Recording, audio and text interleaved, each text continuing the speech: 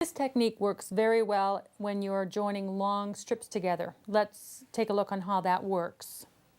You're going to get your long strips out here, and rather than cutting off that selvage, truing up that selvage edge, and then putting them flush like that, how would you tell where you're supposed to end that drawn line? You know where you can start, but you really can't see where to end. So what I recommend that you do is leave the selvages on for the moment. Okay, and get that laid out like that. Get your square. Lay your square on. Get them lined up. Lay your square on. And now we're going to draw a line with a fine pigment pen on here. And we're going to draw out to that corner right there. And I'm going to drop a couple pins in to hold this thing from moving around on me when I sew it. Again, I'm going to take a scant seam allowance, so I'm going to be to the right of that drawn line when I put it through the machine.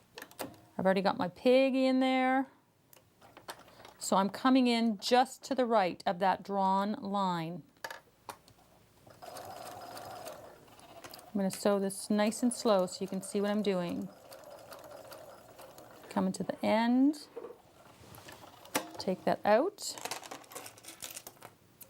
We would press to set that seam allowance first. So we'll press to set, and I'm going to open it up, and you can see right there that it runs straight across. I don't have this situation happening where if I would have taken the sewn directly on that line, I would have had a step in there. So I don't have a step in there. It's a nice join right across. At this point, we'll take it back to the cutting board and we'll trim off the excess. You're going to cut off those little dog ears too at the same time. Get rid of those. You can, if you've got quite a thin strip that you're joining, you can press that open. You can press it to one side, or you can press it open. It's up to you. If you're thinking that it's going to be a little bit too bulky wherever you're putting it, and it's going to cause, especially in a border, it's going to cause a little bit of a wave action happening there, you may want to consider pressing that open. Okay.